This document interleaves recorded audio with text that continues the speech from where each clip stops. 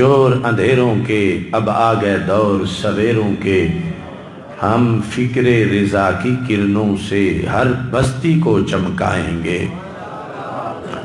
یہ بھول ہے تیری واشنگٹن کہ دنیا پہ تو راج کرے، رحمان کے بندے ہر بستی پہ مدنی رنگ چڑھائیں گے۔ میں رب کی آس پہ کہتا ہوں سرکار مدینہ کے صدقے، وہ دن بھی آئے گا آصف ہم دنیا پہ چھا جائیں گے انشاءاللہ تبارک و تعالی۔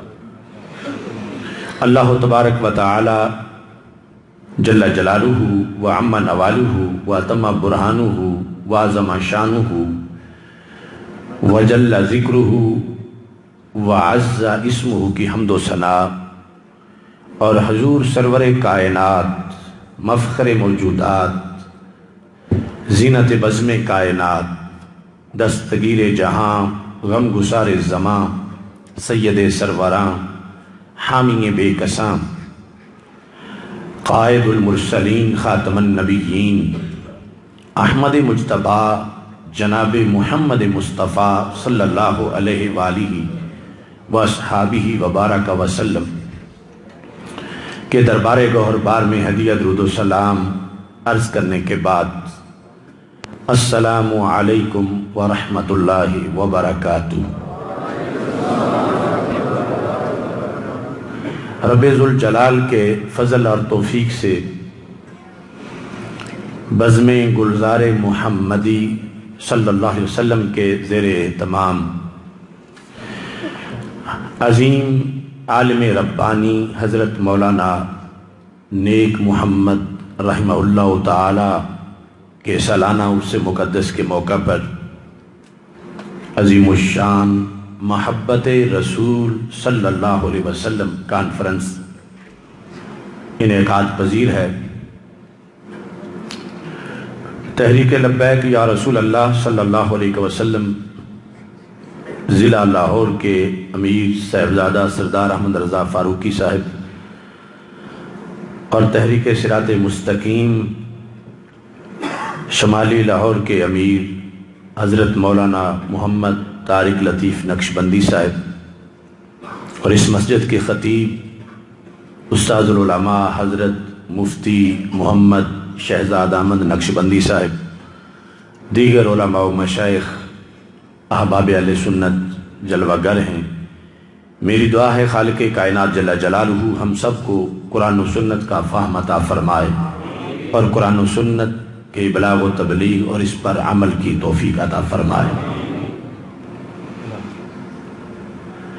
محبت رسول صلی اللہ علیہ وسلم کے لحاظ سے دو اصول آپ کے سامنے بیان کرنا چاہتا ہوں۔ ان دونوں اصولوں کی جب خلاف ورزی ہوتی ہے تو پھر نتیجہ گمراہی کی شکل میں یا معاذ اللہ کفر کی شکل میں سامنے آتا ہے۔ کچھ لوگ تو ویسے ہی اس کلاس کے اسٹوڈنٹ ہی نہیں ہیں، لیکن جو محبت رسول صلی اللہ علیہ وسلم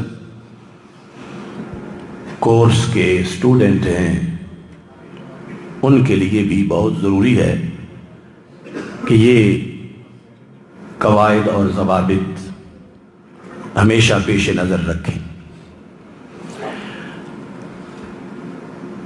technology, media, social media, electronic media, print media,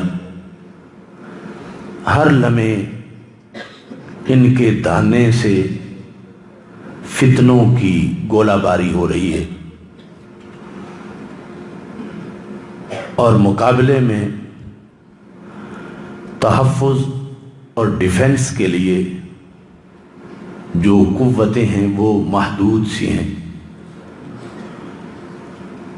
اس بنیاد پر ہر فرد اہل سنت کو ایمان بچانے کے لیے اپنا اور اپنے قریبیوں کا، ساتھیوں کا بھرپور کردار ادا کرنے کی ضرورت ہے۔ یہ سب سے قیمتی سرمایہ ہے ایمان۔ اللہ ہم سب کو آخری گھڑی تک اس کی حفاظت کی توفیق عطا فرمائے۔ محبت رسول صلی اللہ علیہ وسلم کے اصولوں میں ایک قاعدہ یہ ہے کہ اس چیز کو پیش نظر رکھا جائے کہ مخالفین جو رسول اکرم صلی اللہ علیہ وسلم کے دشمن ہیں انہیں ہمارے کس کام سے، کس طریقے سے، کس کارروائی سے زیادہ جلن ہوتی ہے۔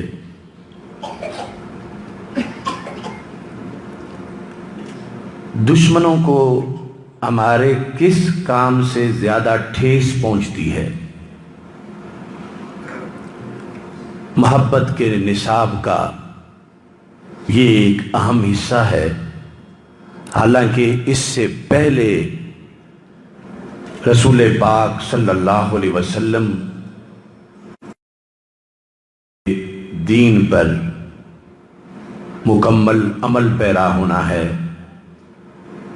نماز پڑھنا بھی یقیناً محبت رسول صلی اللہ علیہ وسلم ہی کا تقاضا ہے، روزہ رکھنا بھی محبت رسول صلی اللہ علیہ وسلم کی وجہ سے ہے، حج، زکوٰۃ، جہاد، اخلاق حسنہ، سنت پہ عمل، یہ سب کچھ رسول پاک صلی اللہ علیہ وسلم کی محبت ہی کی روشن دلیلیں ہیں، اور ہر زمانے میں مسلمانوں پر لازم ہیں کہ جن سے پیار ہے ان کے لائے ہوئے دین سے پیار، ان کی شریعت سے پیار، ان کے نقش قدم سے پیار، ان سے منسوب چیزوں سے پیار، ان کی سنت، ان کے طریقے سے پیار۔ اس کے ساتھ ایک تو ان اعمال کا گریڈ ہے، درجہ ہے، ثواب ہے ہماری شریعت کے لحاظ سے، اور ایک ان کا مقام ہے باطل قوتوں کے جلنے کے لحاظ سے۔ ہو سکتا ہے ہمارے اندرونی محاذ پر، ہمارے گھر میں اسلام کے اندرونی مقام پر ایک چیز فرض کا مقام رکھتی ہے، لیکن کفار کو اس سے اتنی جلن نہ ہو جتنی انہیں ہمارے کسی نفل سے جلن ہو رہی ہے۔ تو یقیناً جو فرض ہے وہ فرض رہے گا، اور اس کی امپارٹینس اپنی جگہ پہ ہے، مگر ہمیں ہمارے دین نے دشمنوں کے دل جلانے کا جو کام ہے وہ بھی مکمل ایک سبجیکٹ کے طور پر عطا کیا ہے، اگرچہ وہ اپنے درجے کے لحاظ سے مستحب ہے، فرض یا واجب نہیں، لیکن دشمن کا دل جلانے کی بنیاد پر ہو سکتا ہے کبھی وہ فرض کے ہم پلہ ہو جائے۔ بخاری شریف میں ہے کہ جب حدیبیہ میں صحابہ کرام رضی اللہ تعالی عنہم تشریف فرماتے، عروہ بن مسعود جو کٹر مشرک تھے ان کے آنے پر صحابہ کرام رضی اللہ تعالی عنہم لعاب دہن رسول پاک صلی اللہ علیہ وسلم کا اپنے چہرے پہ لگا رہے تھے۔ اب یہ عمل نبی اکرم نور مجسم شفیع معظم صلی اللہ علیہ وسلم سے محبت کا ایک اظہار ہے۔ اسے کیوں انہوں نے ضروری سمجھا جبکہ اس سے درجے میں بڑے کام وہ کر رہے تھے؟ نماز بڑی پابندی سے پڑھ رہے تھے، سر پہ امامے سب نے باندھے تھے، داڑیاں سب کے چہروں پہ تھیں، سنت کے پیکر تھے، اسوہ حسنہ ان کا شعار تھا، لیکن اس کے باوجود انہوں نے ایک دشمن نبی کو جب دیکھا تو رسول پاک صلی اللہ علیہ وسلم کا لعاب دہن جب سرکار کا تھوک مبارک ہونٹوں سے جدا ہوا تو صحابہ نے نیچے نہیں گرنے دیا بلکہ اپنے چہروں پہ لگا لیا۔ کادو یقتتلون علی وضوئہ، سرکار نے وضو کیا تو انہوں نے وہ وضو والا پانی بھی نیچے نہیں گرنے دیا۔ اور وہاں بھی حدیث بطا میں یہاں تک ہے کہ من لم یصب منہ اخذ من بلل ید صاحبہ، کہ جسے ڈائریکٹ کچھ نہیں ملا وضو کے پانی سے، اس نے اس ہاتھ پہ اپنا ہاتھ رگڑ لیا کہ جس پہ کوئی قطرہ گرا تھا۔ رسول اکرم صلی اللہ علیہ وسلم نے پوچھا ما یحملکم علی ھذا، بخاری شریف میں ہے، صحابہ یہ کیا مجبوری ہے کہ تم لعاب دہن ماتھے پہ لگاتے ہو، تم میرے وضو والا پانی چومتے ہو، نیچے نہیں گرنے دیتے، سبب اس کا کیا ہے؟ حالانکہ سرکار جانتے تھے کہ سبب کیا ہے۔ آج اس 15ویں صدی میں آپ جب یہ بات سن رہے ہیں تو آپ کو پتا ہے کہ سبب کیا تھا۔ یقیناً سرکار کو تو پتا تھا، لیکن پوچھا اس لیے تھا کہ ایک ہے ان کا اپنا نظریہ اور ایک ہے ان کے بتانے پر میری تصدیق، تو جب میں تصدیق کر دوں گا تو قیامت تک کے لیے وہ امت مسلمہ کا لاہ عمل بن جائے گا۔ ما یحملکم علی ھذا، کون سی چیز تمہیں یہ کام کرنے پہ مجبور کرتی ہے؟ تو ہمارے آقا علیہ السلام کے کہنے پر، پوچھنے پر انہوں نے کہا حب اللہ و رسولی،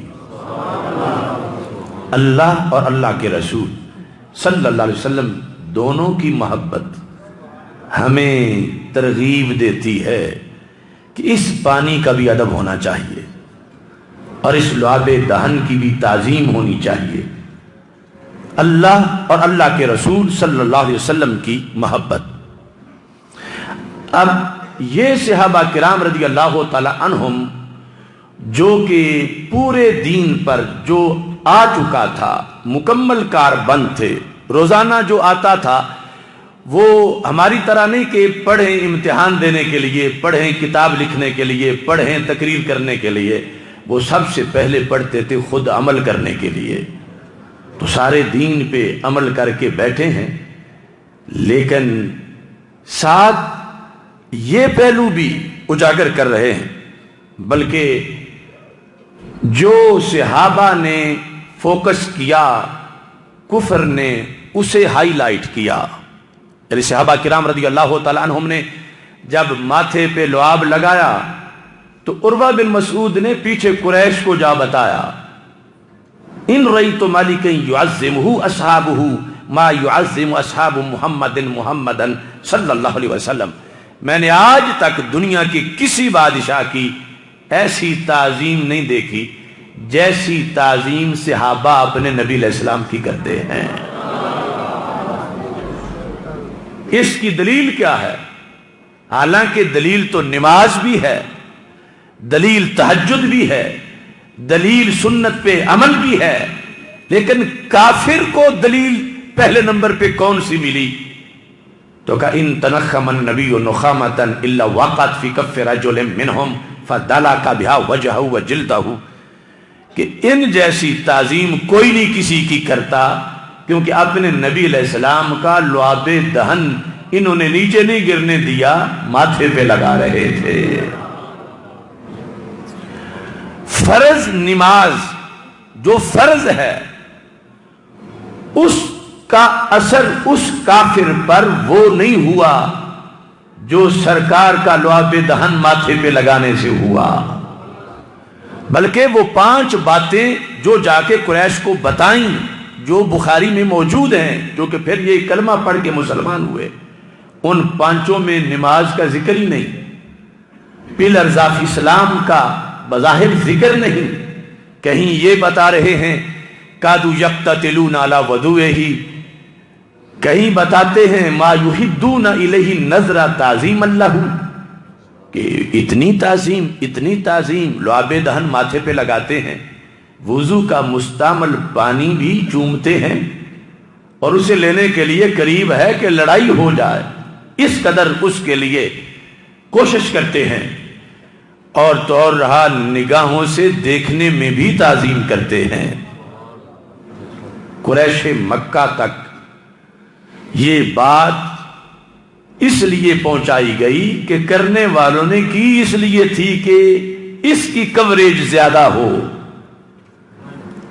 حالانکہ کام تو نفلی تھا، کام تو محض مستحب تھا، کام ادھر تو اقیم الصلاۃ کا حکم بار بار قرآن میں آیا تھا، اور ادھر صحابہ کی محبت نے خود ہی یہ پڑھ لیا تھا، اور آگے پھر شریعت سے چونکہ متصادم نہیں تھا تو معتبر ہوا، لیکن باطل پہ اثر جو تھا وہ فرض نماز جس کا اندرون اسلام درجہ فرض کا ہے، باطل کو اس سے وہ دھچکا نہیں لگا جو محبوب علیہ السلام کی تعظیم کا ان کو جا کر گولا لگا ہے، یہ سوچ کر کہ جن کے نزدیک اپنے رسول پاک صلی اللہ علیہ وسلم کا لعاب اس قدر عظیم ہے تو پھر ان کے لو کو وہ کتنا عظیم سمجھتے ہوں گے، تو جو لعاب نیچے گرنے کی نوبت نہیں آنے دیتے،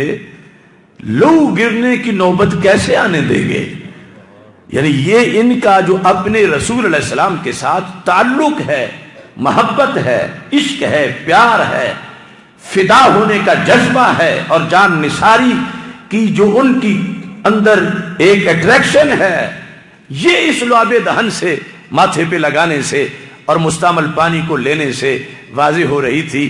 حالانکہ فرائض دوسرے جو اسلام میں بڑے بڑے فرائض ہیں ادا ہوتے وہ بھی دیکھے ایک کافر نے، لیکن اس کا کفر ٹوٹا تو لعاب دہن کو دیکھ کر کے ماتھے پہ لگایا جا رہا ہے۔ اس وجہ سے کفار تک یہ بات پہنچی اور اس کا اثر ان پہ زیادہ ہو گیا، یہ سمجھنے کے لیے کہ ان سے الجھنا آسان کام نہیں، یہ بھاگنے والے نہیں، یہ اپنے رسول علیہ السلام کو تنہا چھوڑ کے چلے جانے والے نہیں، ان کا پیار یہ بتا رہا ہے کہ یہ جان دے دیں گے مگر اپنے محبوب علیہ السلام کا بال بھی بیکا نہیں ہونے دیں گے۔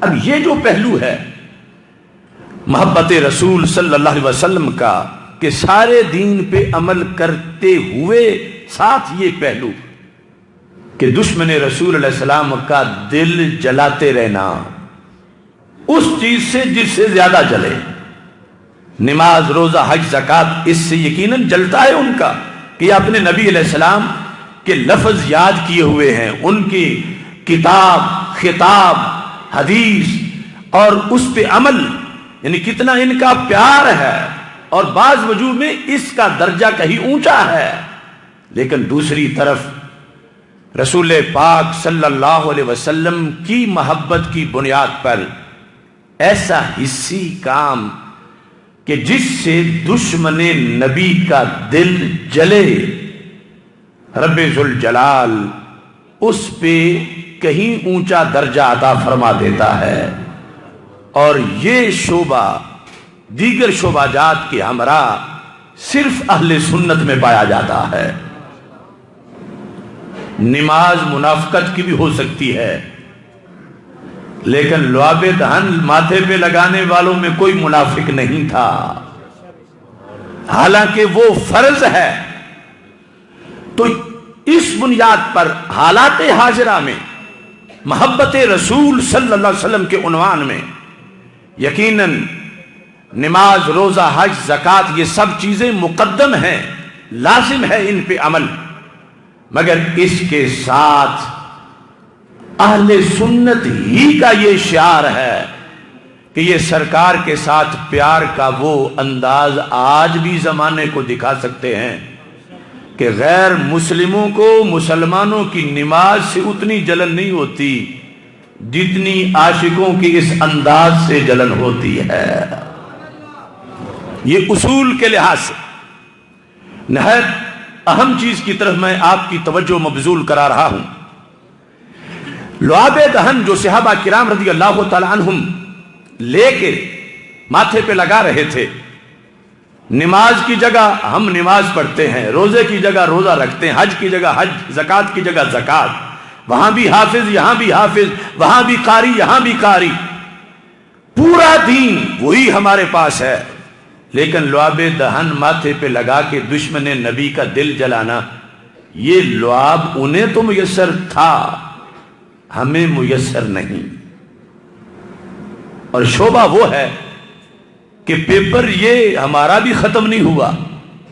ایک تو یہ نا کہ اگر ہوتا کہ ہمارا یہ امتحان ہی نہیں، یہ کویسچن پیپر ہے ہی نہیں ہمارا، صرف نماز والا ہے، روزے والا ہے، حج والا ہے، زکوٰۃ والا ہے، یہ دشمن نبی علیہ السلام کے دل جلانے والا ہمارا پیپر ہی نہیں، تو شاید کچھ ہمیں چھٹی مل جاتی. لیکن یہ تو شعبہ ایسا ہے کہ علت ختم ہو جائے حکم پھر بھی برقرار رہتا ہے. یعنی آج اگر دشمن نبی مر کھپ گیا ہوتا پھر بھی اس شعبے نے کینسل نہیں ہونا تھا، کیونکہ وہ جو طواف میں کندھے ہلاتے ہو، جن کا دل جلانے کے لیے ہلائے تھے، وہ تو صدیوں پہلے مر کھپ گئے. مگر چھٹی آج بھی نہیں. یہ دل جلاؤ تحریک، اس کا اہم رکن وہ آج بھی ہے.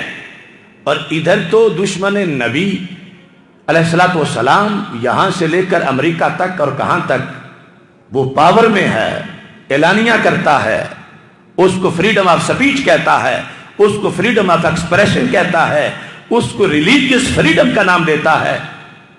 تو پھر ہم زیادہ آج محتاج ہیں کہ ان سارے دشمنوں کا ہم دل جلائیں.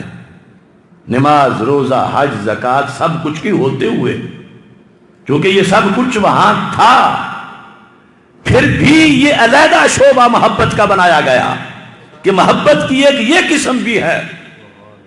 نمازی ہونا، روزے دار ہونا، سچا ہونا، سچا ہونا، داڑھی والا ہونا، امامے والا ہونا، یہ سب کچھ صحابہ میں تھا.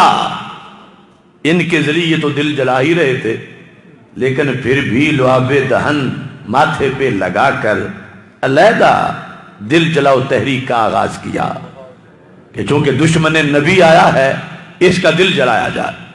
تو رسول پاک صلی اللہ علیہ وسلم کا لعاب دہن آج ہمارے پاس نہیں، تو پھر ہم دل کیسے جلائیں؟ تو ہمارے ائمہ نے اس کا یہ جواب دیا کہ ہم اگرچہ لعاب دہن نہیں پا سکے، مگر دل پھر بھی ہم دشمن نبی کا جلا سکتے ہیں. مثلا رسول پاک صلی اللہ علیہ وسلم کا اسم میں گرامی آئے تو انگوٹھے چوم کے آپ آنکھوں کو لگائیں تو دشمن نبی کا دل ضرور جلے گا.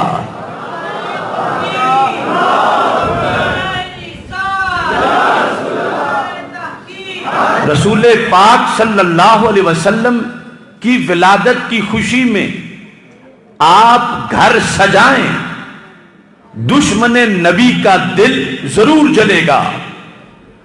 لبیک یا رسول اللہ صلی اللہ علیہ وسلم کی صدائیں آپ بلند کریں تو دشمن نبی کا دل ضرور چلے گا. اور اگر کسی کو تجربہ کرنا ہو تو ان سے پوچھو کہ ان پہ ربیع الاول شریف کے مہینے میں کیا بیتتی ہے.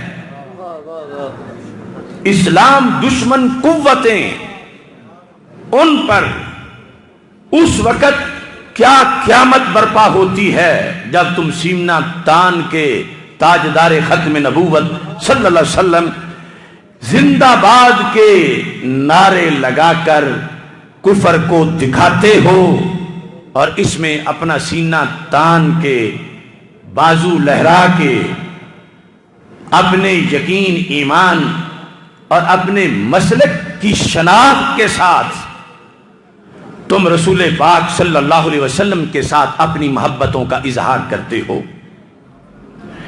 اس بنیاد پر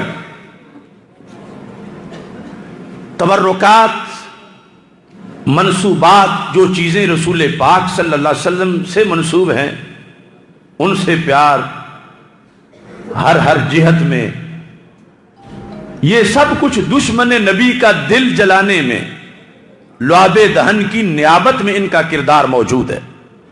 امام ابن حجر عسقلانی فتح الباری شرح بخاری کے اندر انہوں نے اسی محبت کے مضمون کو بیان کرتے ہوئے کتاب الایمان میں جو حدیث شریف ہے ہمارے آقا صلی اللہ علیہ وسلم کی، فوالذی نفسی بیدہ لا یؤمن احدکم حتی اکون احب الیہ من والدہ وولدہ، اس کے تحت لکھا کہ تم میں سے کوئی اس وقت تک مومن نہیں جب تک کہ سب سے بڑھ کے مجھ سے پیار نہ کرے۔ اس کی وضاحت کرتے ہوئے امام ابن حجر عسقلانی کہتے ہیں کل من آمن بالنبی صلی اللہ علیہ وسلم ایمانا صحیحا لا یخلو عن وجدان شیء من تلک المحبہ الراجحہ، کہ جس کا ایمان صحیح ہے وہ اس محبت کو ضرور دل میں رکھتا ہے، اور وہ محبت جو کہ راجحہ ہے اس کی آگے کئی کیٹیگریز ہیں، یعنی ساری محبتوں پر محبت رسول صلی اللہ علیہ وسلم جو غالب ہے، مغلوب کی بات نہیں، برابر کی بات نہیں، جو محبت ہر محبت پہ غالب آ چکی ہے مومن کے سینے میں، محبت رسول صلی اللہ علیہ وسلم، اس کے لحاظ سے کہا کہ امت میں درجات جدا جدا ہیں جنہیں محبت غالبہ راجحہ میسر ہے، اور ان میں یہ ہے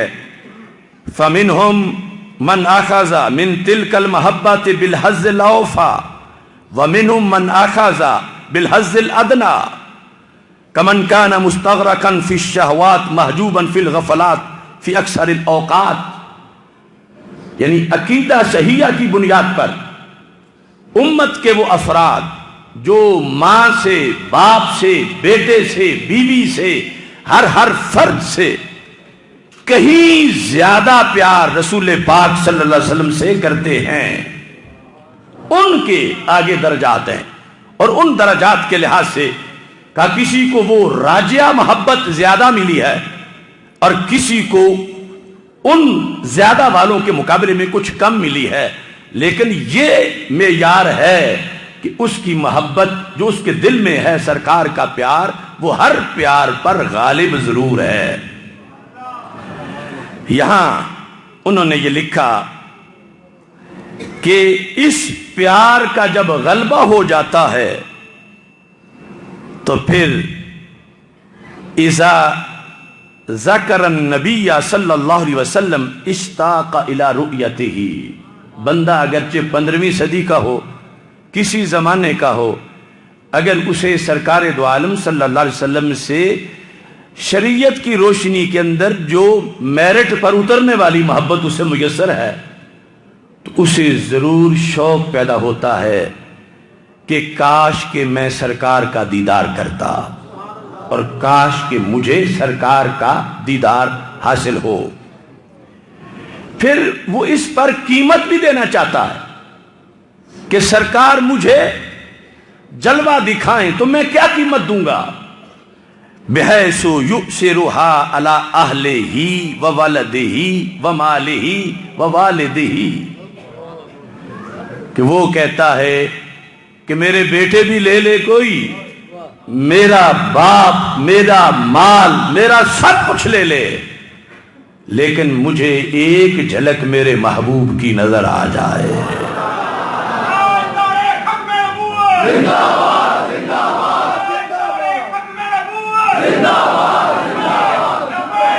لبیک یا رسول اللہ۔ اب یہ جو عروج والا پیار ہے، فرسٹ پوزیشن حب رسول علیہ السلام میں جن کا درجہ ہے امت میں، ان کی علامت بیان کی امام ابن حجر نے، وَقَدْ شُوهِدَ مِنْ هَذَا الْجِنْسِ مَنْ يُؤْثِرُ زِيَارَةَ قَبْرِهِ وَرُؤْيَةَ مَوَاضِعِ آثَارِهِ عَلَى جَمِيعِ مَا ذُكِرَ، کہ اس محبت کے میرٹ میں کامیاب لوگ جن کے سینوں میں سچی محبت رسول اللہ علیہ السلام ہے، وہ سرکار کا دیدار تو دیدار رہا، سرکار کے روضہ پاک کی زیارت کے لیے بھی بچوں، بیویوں اور سب کچھ جو جان و مال ہے یہ قیمت دینے کو تیار رہتے ہیں۔ اتنا ان کے ہاں رسول پاک صلی اللہ علیہ وسلم کی محبت عروج میں ہے کہ وہ ترجیح دیتے ہیں علی اہلہ و والدہ و مالہ و والدہ، کس چیز کو اور اپنی جان تک پیش کرنے کے لیے کس چیز کو لینا کیا چاہتے ہیں، میں یؤثر زیارت قبرہ، سرکار کی قبر شریف کی زیارت کے لیے۔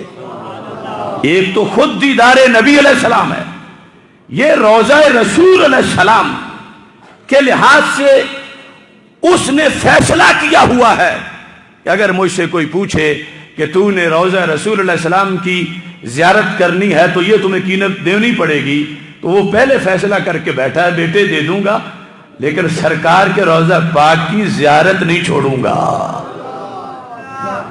اور پھر ورؤیت مواضع آثارہ، وہ کہتا میں ایک بار مجھے غار حرا میں وہ جگہ دیکھنے کو مل جائے کہ جہاں کبھی رسول پاک صلی اللہ علیہ وسلم رونق افروز تھے، اور مجھے وہ جگہ مل جائے غار ثور میں، مجھے مقام بدر، مقام احد، مجھے آثار خندق، مجھے رسول پاک صلی اللہ علیہ وسلم نے جہاں کبھی قدم لگایا تھا وہاں چند سیکنڈ بھی مل جائیں تو میں تو قیمت میں اپنی جان دینے کو تیار ہوں۔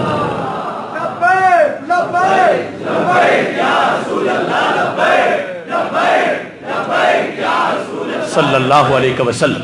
اب وہ نماز، روزہ، حج، زکات، اس کے ساتھ ساتھ یہ پیار جو صحابہ سے چلا جب لعاب دہن ماتھے پہ لگا رہے تھے، تو آج اس پیار کی رہائش کس کے سینے میں ہے؟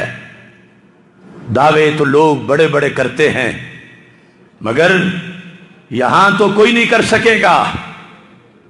جس کا مسلک اہل سنت ہے اسی کے سینے میں یہ پیار ہے، جس کو امت کی پہلی پوزیشن قرار دیا جا رہا ہے ہر زمانے کے لوگوں میں سے، وہ جس کا عقیدہ یہ ہو کہ سرکار کی ذات کی برابری کرے، وہ سرکار کے لعاب کی عظمت کیا بتائے گا؟ جو رسالت مآب صلی اللہ علیہ وسلم کے برابر ہونا چاہتا ہے، ان جیسا اپنے آپ کو کہتا ہے، اور پھر جن کے نزدیک ان جگہوں پہ جانے سے نکاح ٹوٹ جاتا ہو، جن کے نزدیک یہاں جانا اس نیت سے کہ نماز کا ثواب زیادہ ملے گا، معاذ اللہ ان کے بقول ابو جال کے شرک سے ڈبل شرک بن جاتا ہو، تو اس بنجر ٹولے کے دل کو یہ پیار کیسے حاصل ہو سکتا ہے؟ یہ سینے ہرے بھرے ہیں تو اہل سنت کے سینے ہیں، اور یہ اس اجتماع میں بھی آپ آزما سکتے ہیں، یعنی دور جا کے لاکھوں کروڑوں میں ڈھونڈنے کی ضرورت نہیں، تجھے اس میرٹ پہ اترنے والے اسی مجمع میں سارے نظر آ سکتے ہیں۔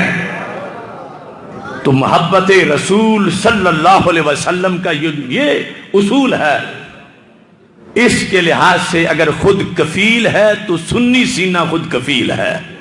اس لیے میں کہتا ہوں اس طرف بھی آدمی ہیں اس طرف بھی آدمی، ان کے بوٹوں پہ چمک ہے ان کے بوتھوں پہ نہیں، ان کے بوٹوں پہ چمک ہے ان کے بوتھوں پہ نہیں، اس واسطے کہ جو چمک والا انداز حدیبیہ میں بیٹھے ہوئے صحابہ کرام رضی اللہ تعالی عنہم نے کفر کو جلانے کے لیے اپنایا تھا، وہ انداز بھی اہل سنت میں ہے۔ اور اس سے پہلے جو پورے دین پر فرائض واجبات سنن مستحبات جو دیگر ہیں ان پر عمل کر کے بیٹھے ہوئے تھے، وہ بھی نصاب اہل سنت کا ہے۔ اور محبت رسول علیہ السلام کے اس پہلو پر بڑی تفصیل کے ساتھ امام ذہبی نے وضاحت پیش کی، اور وہ سینکڑوں سوالوں کا جواب ہے۔ موجم شیوخ ذہبی، امام ذہبی نقد رجال کی اتھارٹی ہیں، شاگرد ابن تیمیہ کے بھی ہیں، 1000 سے زائد ان کے استاد ہیں، مگر مسلک ان کا اہل سنت ہے۔ فتاوی رضویہ شریف میں اعلیٰ حضرت رحمہ اللہ تعالی نے ان کو خراج تحسین پیش کیا ہے۔ تو امام ذہبی اسی محبت کے عنوان کو ایک مقام پر بیان کرتے ہوئے امام احمد بن حنبل کی دہلیز پہ چلے گئے، یعنی سند کے ساتھ۔ ویسے تو یہ بات کیا ہے، کہتے ہیں کہ قد سئل احمد بن حنبل عن مس القبر النبوی وتقبیلہ، کہ امام احمد بن حنبل سے پوچھا گیا کہ رسول پاک صلی اللہ علیہ وسلم کی قبر مبارک، عین قبر شریف، اس کو ہاتھ لگا لینا پیار کی وجہ سے کیسا ہے، اور اسے چوم لینا کیسا ہے؟ ان مس القبر النبوی وتقبیلہ، دو چیزیں، ہاتھ لگانا اور چومنا عین قبر شریف کو، کیونکہ اس وقت 4 دیواریں نہیں تھیں، حجرہ عائشہ صدیقہ رضی اللہ تعالی عنہا کا دروازہ کھلتا تھا تو سارے اندر چلے جاتے تھے، عین قبر رسول اللہ علیہ السلام۔ تو دیکھو کہاں وہ امام احمد بن حنبل والا دین، اور کہاں آج نجد کے بگوڑوں کا دین۔ آج تو مواجہ شریف پر جو دعا کے لیے ہاتھ اٹھائے تو معاذ اللہ ڈنڈے کھائے، اور اگر اصرار کرے تو پھر جیل جائے۔ اور وہاں عین قبر نبی علیہ السلام کی بات پوچھی گئی، سند سے امام ذہبی نے ذکر کیا ہے اس چیز کو، رواہ عنہ ولدہ عبداللہ ابن احمد، کہ حضرت امام احمد بن حنبل کے صاحبزادے حضرت عبداللہ نے اپنے ابا جی سے یہ روایت کیا ہے کہ ان سے جب یہ مسئلہ پوچھا گیا تو انہوں نے کیا جواب دیا؟ کہتے ہیں فلم یرا بذالک بأسا، نکرہ تحت النفی ہے، انہوں نے کہا یہ کام کر لینے میں ذرہ بھر بھی حرج نہیں ہے۔ رسول پاک صلی اللہ علیہ وسلم کی قبر شریف، عین قبر نبی علیہ السلام کو ہاتھ لگا لینا اور چومنا، ذرہ بھر معمولی سا بھی کوئی حرج نہیں۔ تو آج کی نجدیت جو دعوے دار ہے کہ ہم حنبلی ہیں، تو امام احمد بن حنبل کا عقیدہ تو یہ ہے کہ وہ محبت رسول علیہ السلام کی بنیاد پر رسول پاک صلی اللہ علیہ وسلم کی قبر شریف کو ہاتھ لگانا ہی جائز قرار نہیں دے رہے صرف، بلکہ چوم لینا بھی جائز قرار دے رہے ہیں۔ اس واسطے اعلیٰ حضرت رحمۃ اللہ علیہ فتاوی رضویہ شریف میں فرماتے ہیں کہ دیوبند اور نجد ان دونوں کے لحاظ سے فرماتے ہیں جو نجد کے حنبلی، وہ حنبلی نہیں حبلی ہیں، حبلی ہیں۔ اب یہ معنی علماء ہی جانتے ہیں، عام ظاہر نہیں کرتا کہ وہ حبلی ہیں، حبل الحبلہ حدیث شریف میں آتا ہے، وہ حبلی ہیں۔ اور نجد کے حنبلی حبلی ہیں، حنبلی نہیں۔ اور ہند کے حنفی دیوبند والے حنفی نہیں جنفی ہیں، یہ حنبلی نہ کہلائیں نجد والے، اور یہ دیوبند والے اپنے آپ کو حنفی نہ کہلائیں، چونکہ حنبلی بھی سنی ہوتا ہے اور حنفی بھی سنی ہوتا ہے، اور یہ اپنا عقیدہ ریالوں کی وجہ بیچ چکے ہیں۔ اس بنیاد پر امام احمد بن حنبل نے، یہ صفحہ نمبر 55 ہے، یہاں پر پھر سوال کیا.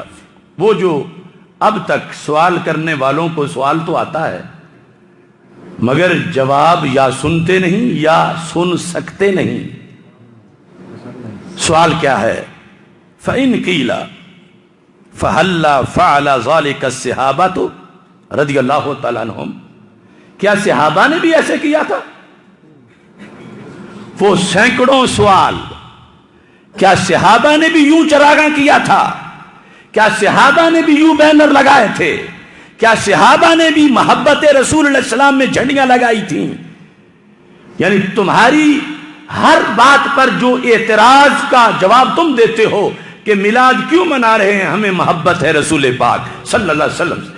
جلوس کیوں نکالا ہے؟ کہتے ہو محبت رسول اللہ علیہ السلام کی وجہ سے. کیوں معراج النبی علیہ السلام کیوں منا رہے ہو؟ محبت رسول علیہ السلام کی وجہ سے. لبیک یا رسول اللہ صلی اللہ علیہ وسلم کی صدائیں کیوں بلند کر رہے ہو؟ تم کہتے ہو محبت رسول علیہ السلام کی وجہ سے. اب ایک ایک چیز گن کے سب رجسٹر فہرست بنا کے سامنے لے آؤ. امام زابی کہتے ہیں اگر یہ کہا جائے کہ کیا صحابہ نے بھی یوں ہاتھ لگایا تھا اور صحابہ نے بھی یوں قبر رسول علیہ السلام کو چوما تھا تو پھر جواب کیا ہوگا؟ یعنی یہ ہمارے اکابر کی روشن خیالی ہے، اور یہ ہوتی ہے روشن خیالی. ابھی سوال یہ آج والا، کیا صحابہ نے یہ کیا تھا؟ کیا صحابہ نے یہ کیا تھا؟ کیا صحابہ نے یوں کیا تھا؟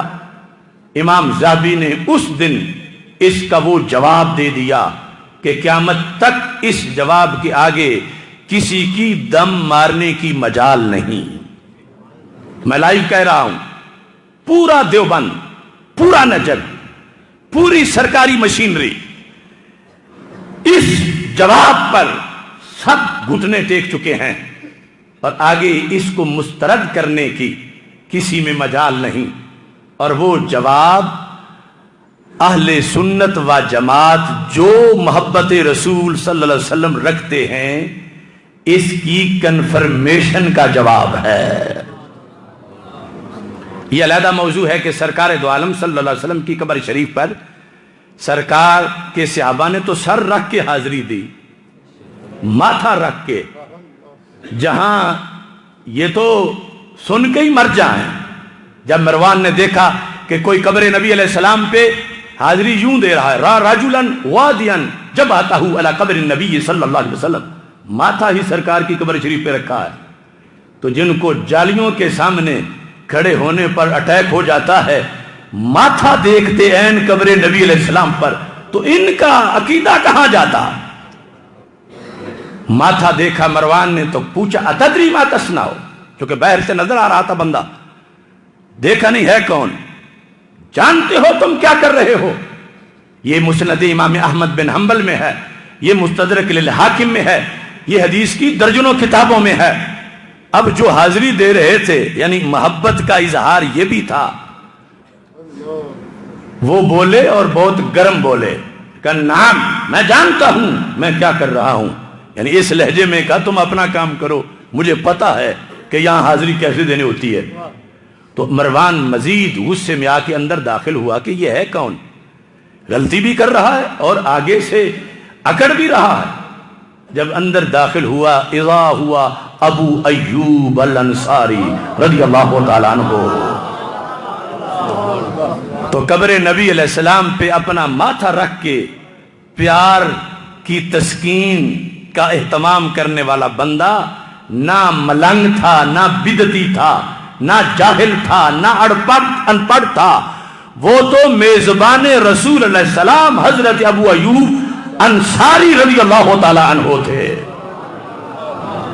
اور انہوں نے جو جملہ بولا تو قیامت تک کے لیے فیصلہ کن دو رستے معین کر دیے، ایک پازیٹو، دوسرا نیگیٹو، کہ میں یہ کر رہا ہوں، میں وہ نہیں کر رہا جو تم سمجھے ہو. اب جس کی نفی کی اس پہ آج نجد کا عقیدہ ہے، جس کی نفی کی وہ آج دیوبند کا عقیدہ ہے، لیکن جو ثابت کیا وہ ہمارے علماء تو کیا ہمارے ان پڑھ دکاندار کا بھی عقیدہ ہے. اس حد تک گراس روٹس تک سچائی اہل سنت میں ہے. کیا فرمایا؟ کہتے ہیں جئت رسول اللہ صلی اللہ علیہ وسلم ولم آت الحجر. یہ دو جملے ہیں اور دنیا کے چوک میں کھڑے ہو کر میں یہ اعلان کر رہا ہوں سورج مغرب سے طلوع ہو سکتا ہے، صحابی رسول علیہ السلام کی اس فیصلے کا کوئی جواب نہیں دے سکتا. کیا کہا جو آج بھی سنی کہتا ہے؟ ان پڑھ سنی، پڑھا ہوا تو پڑھا ہوا ہے، ان پڑھ بھی اتنا نور والا ہے. اگر نہیں گیا مدینہ منورہ تو پوچھا جائے کہ، تو کہتا ہے بڑی حسرت یہ ہے کہ کبھی میرے آقا علیہ السلام مجھے بلائیں گے تو میں سرکار کے قدموں پہ حاضر ہوں گا. جو وہاں ہے وہ پچھلوں کو فون کر کے بتاتا ہے میں تو مواجہ شریف پہ کھڑا ہوں، سرکار کی خدمت میں ہوں. کہتا ہے میں تو سرکار کے قدمین شریفین میں بیٹھا ہوں. اور جو ہو کے آتا ہے وہ کہتا ہے اپنے نبی علیہ السلام کے دربار میں حاضری دے کے آ رہا ہوں. یہی بولتے ہیں نا. پھر مزید آگے اس پر جملے جتنے پیار اور محبت کے بولتے جائیں، لیکن یہ تو ہر کوئی بولتا ہے. اور دوسری طرف یہاں والوں نے کیا کہنا ہے؟ وہاں جو کھڑے ہیں، وہاں جو متوع، وہ کہتے ہیں معاذ اللہ یہاں تو کوئی چیز ہے ہی نہیں، کیوں آئے ہو؟ یہاں تو پتھر ہے، یہاں تو یہ ہے وہ ہے، معاذ اللہ. یہی بولتے ہیں نا. بولو تو صحیح. تمہارے علاقے میں تو ان کی بیماری کے کئی مراکز موجود ہیں جو ڈائریکٹ وہاں سے درآمد کرتے ہیں ان مریض نظریات کو. اب یہ دو نظریے ہیں دنیا میں اور اس کا کوئی انکار نہیں کر سکتا. ہمارا بچہ وہ کہتا ہے کہ میں تو اپنے نبی علیہ السلام کے پاس جاؤں گا، میں تو اپنے نبی پاک صلی اللہ علیہ وسلم کے پاس آیا ہوں. وہ کہتے ہیں یہاں ہے ہی کچھ نہیں. تو حضرت ابو ایوب انصاری کا پہلا جملہ فرماتے ہیں جئت رسول اللہ صلی اللہ علیہ وسلم، میں اپنے نبی پاک کے پاس آیا ہوں. جو آج تک سنیوں کو نہیں بھولا. یہ ہے عقیدے کی صداقت. اگلا لم آت الحجر، میں پتھر کے پاس نہیں آیا، میں پتھر کے پاس نہیں آیا. تو کتنی فیصلہ کن بات ہے، سند صحیح سے ثابت ہے. اور اس کو سن کے بھی آج اگر کوئی اپنا رستہ نہیں بدلتا اور راہ صحابہ پہ نہیں آتا تو پھر اس کی کھوٹی قسمت کا ہم کیا کر سکتے ہیں اگر اس پہ مور لگی ہوئی ہے. لیکن یہ سنی ہونے کا اعلان کہ سنی کون ہوتا ہے، یعنی محبت رسول صلی اللہ علیہ وسلم کا وہ انداز جو حضرت ابو ایوب انصاری رضی اللہ تعالی عنہ کا ہے. ان میں سے اگر وہاں کوئی کھڑا ہوتا اس کمپنی میں سے تو انہوں نے تانا یہی دینا تھا کہ محبت والے کام اور بھی بڑے ہیں.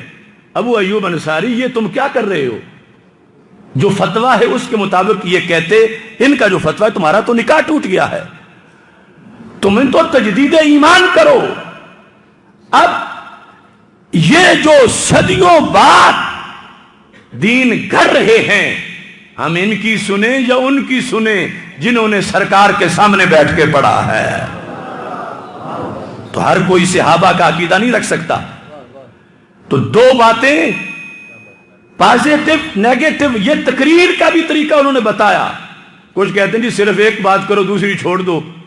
نہیں، ہم دوسری کیسے چھوڑیں؟ ہمارے بڑوں نے دوسری نہیں چھوڑی. بات سننے کی ہے نا، صرف اتنی بھی تو جواب ہو سکتا تھا جئت رسول اللہ صلی اللہ علیہ وسلم، میں اپنے رسول علیہ السلام کے پاس آیا ہوں، تم اپنا کام کرو. میں اپنے رسول علیہ السلام کے پاس آیا ہوں. لیکن دوسرا بھی لفظ جملہ کہہ دیا ولم آت الحجر، میں پتھر کے پاس نہیں آیا. یعنی تیرا انداز یہ ہے کہ میں کسی پتھر کے پاس آیا ہوں اور پتھر کے لیے جھک رہا ہوں. میں پتھر کے لیے نہیں، میں اپنے دل بھر کے لیے جھک رہا ہوں. تو یہ بھی ایک محبت ہے. وہاں جہاں جنہیں ہمارا امام بنایا گیا فَإِنْ آمَنُوا بِمِثْلِ مَا آمَنْتُمْ بِهِ فَقَدِ اهْتَدَوْا۔ تو یہ تو جواب ویسے ہے، امام ذہبی نے جو کہا یہ سنو، کتنا خوبصورت جواب، اور ان کے سب اعتراضوں کا جو جب بھی کہتے ہیں کہ صحابہ نے بھی ایسے کیا تھا۔ امام احمد بن حنبل کہتے ہیں کیلا، اے امام ذہبی، جو یہ اعتراض کرے اسے کہا جائے گا، یعنی مستقبل میں جو ہونا تھا اس کا جواب پہلے دے دیا۔ کہتے ہیں کہ کچھ عقل بھی کرو، اعتراض کرتے ہوئے ہمیں تم صحابہ کے برابر تولتے ہو، ہماری کمی بھی تو دیکھو، ہماری محرومی بھی تو دیکھو، ہمارا بعد میں آنا بھی تو دیکھو، ہمیں جو کچھ نہیں مل سکا اور صحابہ کو ملا، ہماری اس محرومی کو بھی تو دیکھو۔ کہتے ہیں جنہوں نے سرکار کے ہاتھ چومے ہوں وہ قبر کو ہاتھ نہ بھی لگائیں، ان کا تو گزارا ہو جائے گا۔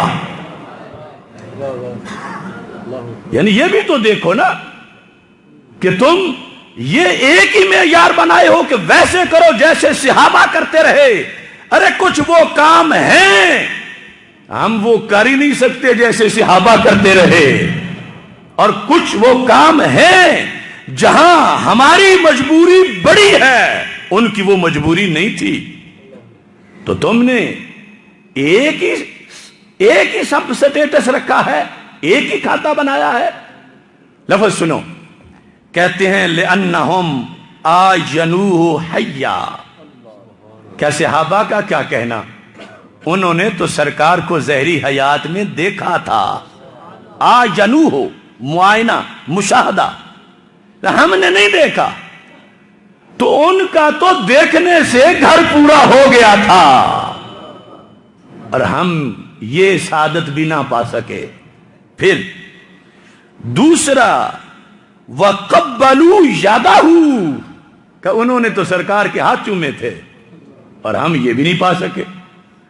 پھر اِذَا تَنَخَّمَ لَا تَكَادُ نَخَامَتُهُ تَقَعُ إِلَّا فِي يَدِ رَجُلٍ فَيَطْلُقُ بِهَا وَجْهَهُ، وہ جو بخاری میں الفاظ ہیں ان کا حوالہ دیا کہ وہ تو سرکار کا لعاب دہن بھی ماتھے پہ لگا لیتے تھے، یعنی ان کی تو موج تھی، وہ تو بہت زیادہ ہم سے ایڈوانس تھے، انہیں تو مطلب حاصل تھا۔ اب وہ قبر شریف کو ہاتھ اگر نہ بھی لگائیں، اگرچہ لگانے کا مسئلہ بتا دیا، لیکن اگر نہ بھی لگائیں تو ان کا تو گزارا ہو جائے گا، وہ دیدار کرنے والے ہیں، وہ لعاب دہن ماتھے پہ لگانے والے ہیں، وہ سرکار دو عالم صلی اللہ علیہ وسلم کے مبارک ہاتھ چومنے والے ہیں، اور ہم کون ہیں؟ وَنَحْنُ، ہم فَلَمَّا لَمْ يَصِحَّ لَنَا مِثْلُ هَذَا النَّصِيبِ الْأَوْفَرِ، فرمایا ہم بعد والوں کو جب اس میں سے کچھ بھی نہ ملا، نہ ظاہری حیات میں دیدار کر سکے، نہ ہاتھ چوم سکے، نہ سرکار کے ہاتھوں سے منہ مبارک جب سرکار بانٹ رہے تھے وہ لے سکے، نہ لعاب دہن ماتھے پہ لگا سکے، تو پھر ہم نے اس کی جگہ ہم نے کیا کرنا ہے؟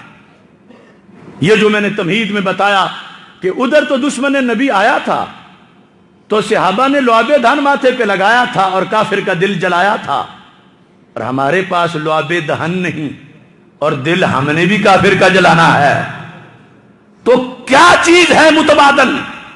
کیونکہ پیپر یہ ہمارا بھی ہے قیامت کے دن کہ تم نے کتنے کافروں کا، اور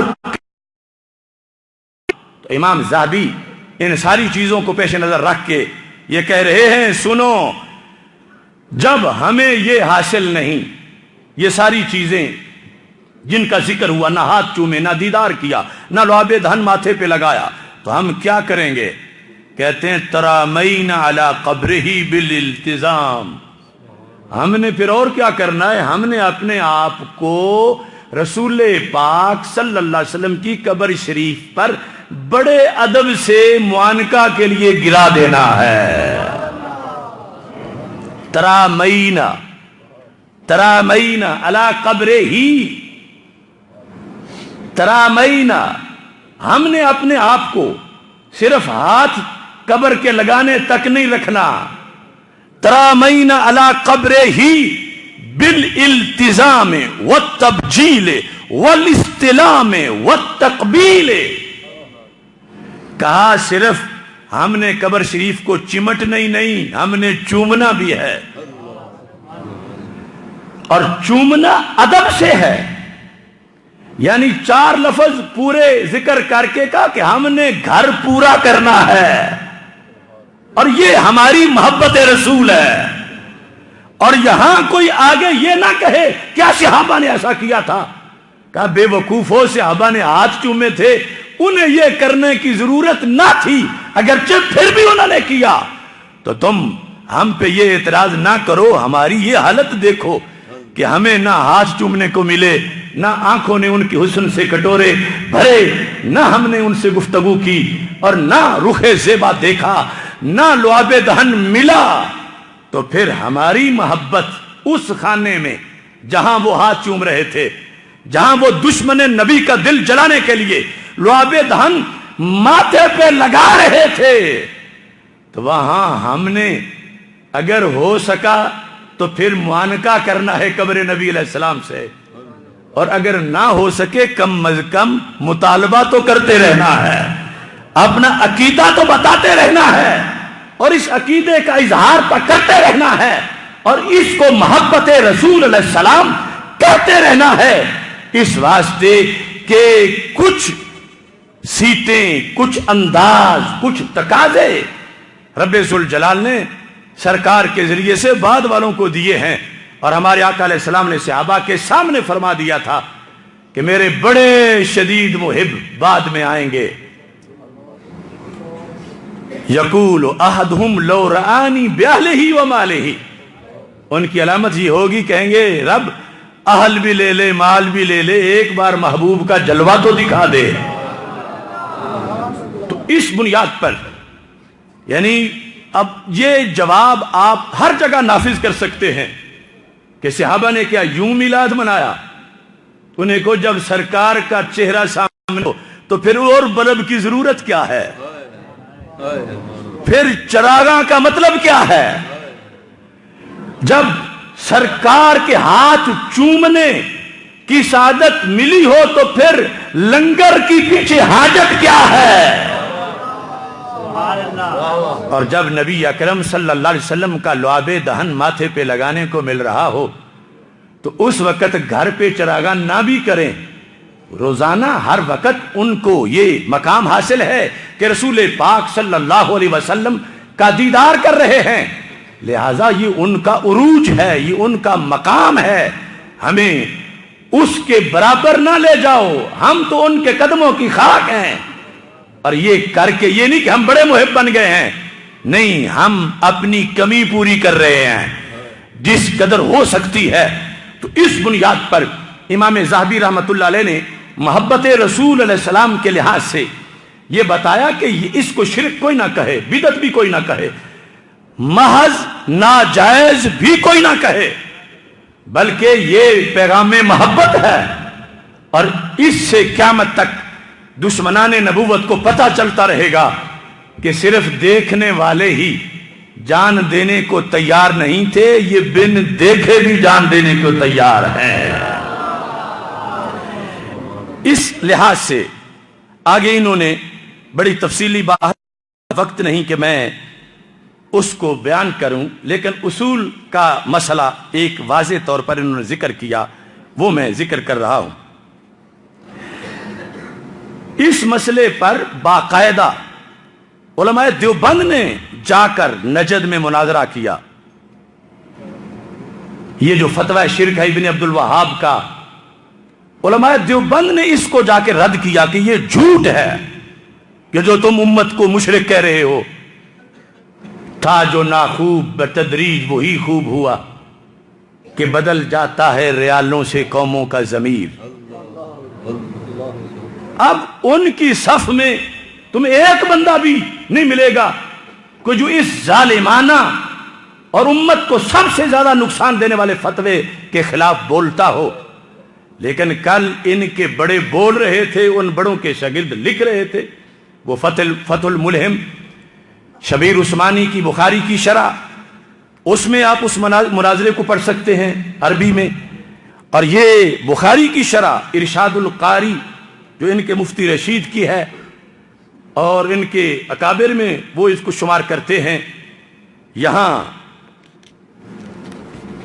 یہ تحقیق شرک اس عنوان کے تحت اس نے اس مناظرے کا ذکر کیا جو جس پر آج پوری دیوبندیت قائم ہے، جس نظریے پر اس کے خلاف شبیر عثمانی مناظرہ کرنے چلا گیا، جس پر پوری نجدیت اور پوری سٹیٹ کی حکومت جس ذریعے سے حاصل کی گئی کہ یہاں شرک ہو رہا ہے، ہم توحید والے ہیں لہذا ہماری خدمات حاضر ہیں، اور پھر برطانیہ کے ٹینکوں کے ذریعے 3 لاکھ مسلمانوں کو شہید کر کے انہوں نے قبضہ کر لیا حجاز مقدس پر، یہ کہہ کے کہ یہ تو مشرک ہیں، ان کو مارنا جائز ہے، بیویاں چھین لینا جائز ہے. اب وہ فتوے کی حقیقت کیا ہے؟ یہاں لکھا ہے، جو لفظ اس نے لکھے، کہتے ہیں حضرت مولانا شبیر احمد عثمانی فرماتے ہیں کہ جب ہم جمعیت العلماء کی طرف سے مکہ معظمہ گئے تو سلطان ابن سعود سے بات ہوئی، یعنی جو ان کی اس وقت کی سپریم قیادت تھی سلطان ابن سعود، اس سے بات ہوئی. کیا بات؟ میں نے کہا کہ آپ نے اہل طائف کو مباح الدم قرار دے دیا ہے. یہ لائٹ تھوڑی سی بجھا دیں، پسینہ آ رہا ہے. توجہ کرنا، آج ہم جس وقت کہتے ہیں نا کہ اتنے ظلم ہوئے، وہابی تحریک نے گھوڑوں کے سمن کے نیچے قرآن کی بے ادبی ہوئی، اور یہ غیر جانبدار مورخین نے لکھا کہ عورت کی عزت اتنی کبھی بھی پامال نہیں ہوئی جتنی ان بگھوڑوں کے حملوں میں ہوئی، اور مسلمانوں کا قتل عام مباح الدم کہ جہاں ملے مار دو ان کو. تو یہ باقاعدہ شبیر عثمانی ابن سعود سے گفتگو میں بول رہا ہے کہ تم نے ایسا کیا ہے، اور وہ مانتا ہم نے کیا ہے. مسلمانوں کو یہ ہے یقتلون اہل الاسلام ویدعون اہل الاسلام. میرے نبی علیہ السلام فرما گئے ہیں کہ ایسا ٹولہ آئے گا، مسلمانوں کو قتل کریں گے اور ہندوؤں سکھوں کو خود مندر بنا کے دیں گے. دبئی ہو یا سعودی عرب ہو یا آج کا معاملہ ہو، کس نے موجودہ شرک گر جو بنا ان توحیدیوں میں سے کون ہے کہ جس نے اس کے خلاف حق کی اذان دی ہو؟ اگر اس کے بارے میں 8 نیوز پیپرز میں چھپا ہے تو میرا کالم چھپا ہے کرتارپور کے مسئلے پر. یہ کس توحید کی بات کرتے ہیں؟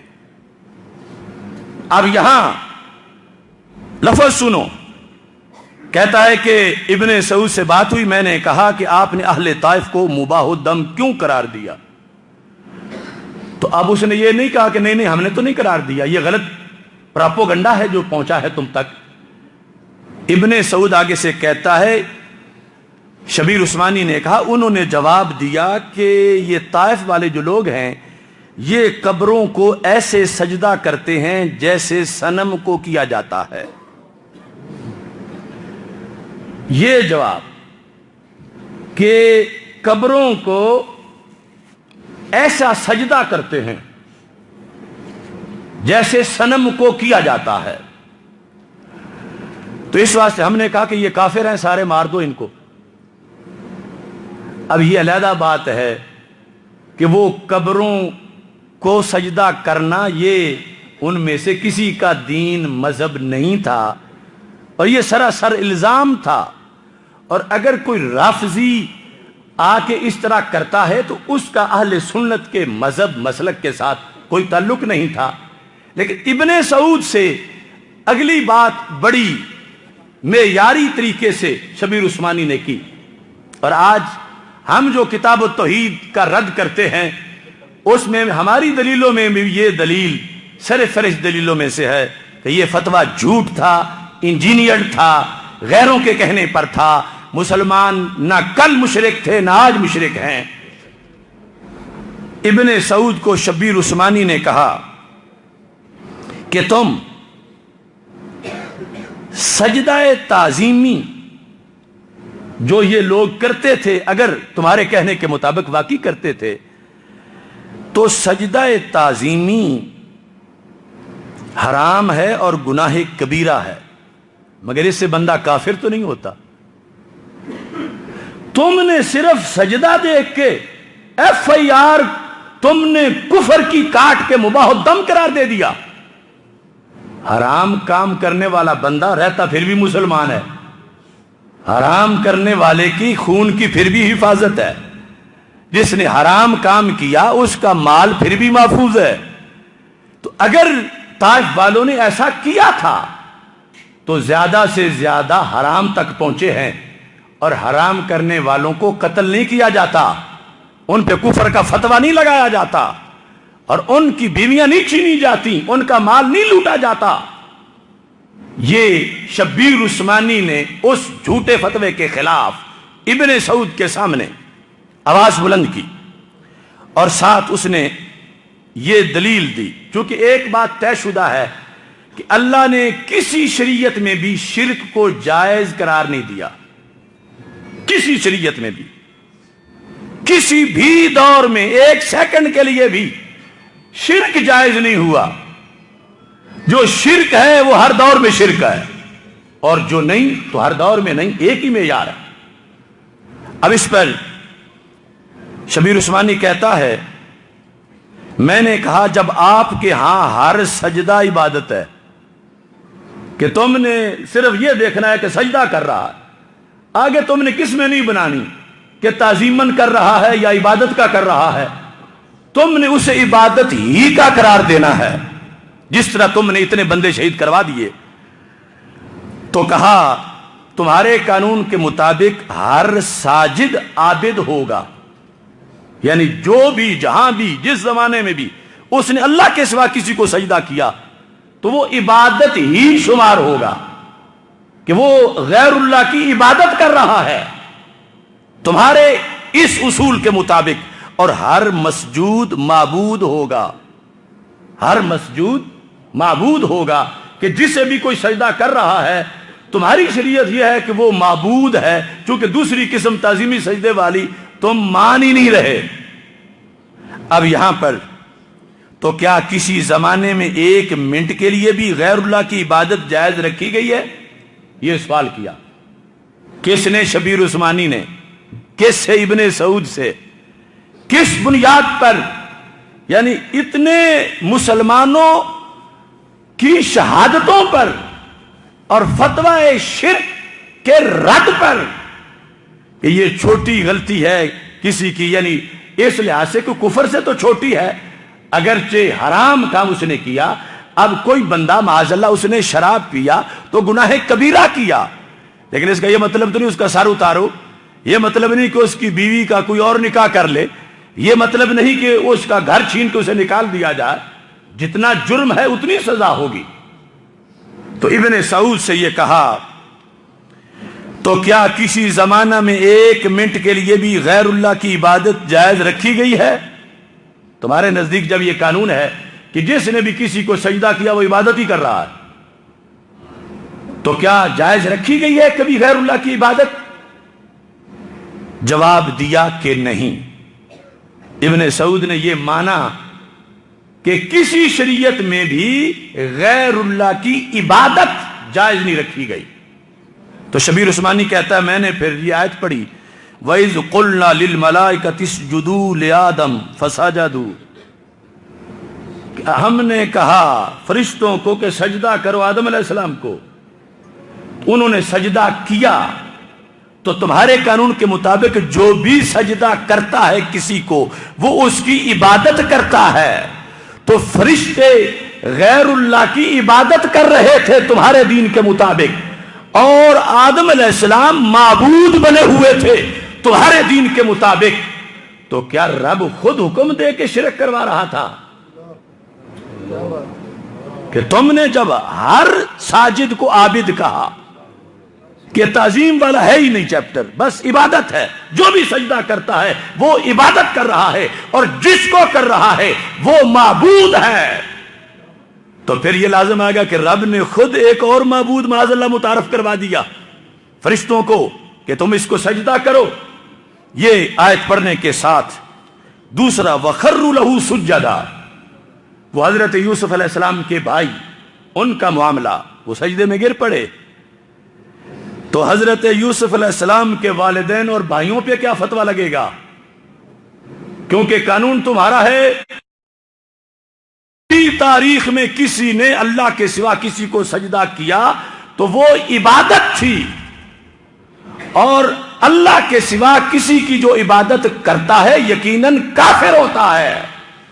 تو پھر تو حضرت یوسف علیہ السلام کے سارے بھائی اور والد صاحب اور خود ان کے بارے میں معبود ہونا، یہ قرآن اس چیز کو ہائی لائٹ کر رہا ہے۔ یہ دو آیات شبیر عثمانی نے جا کر ابن سعود کے سامنے پیش کر کے کہا کہ تم نے بڑا ظلم کیا امت پر، اور یہ جھوٹا فتویٰ دے کر، یعنی اتنے مسلمانوں کا قتل کر کے تم ہاضمہ اپنا بڑھا کے بیٹھے ہوئے ہو۔ یہ تشریح میں کہہ رہا ہوں، جملے اس نے جو بول دیے اپنی طرف سے، کہتا معلوم ہوا کہ یہ سجدہ تعظیمی تھا۔ یعنی کون کہتا ہے؟ شبیر عثمانی۔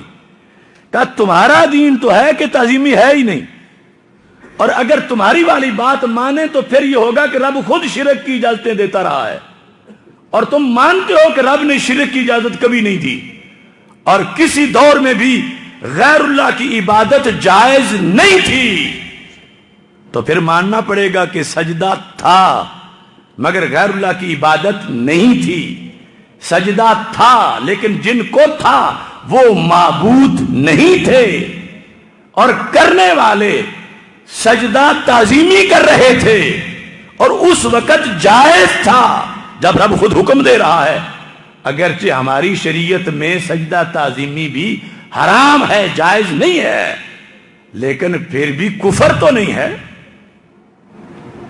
اگر طائف والے سجدہ کر رہے تھے تو تم انہیں سمجھاتے کہ حرام کر رہے ہو، لیکن یہ تمہیں کس نے اختیار دیا کہ تم شریعت گھڑ کے اپنی طرف سے ان کو کافر قرار دے دو؟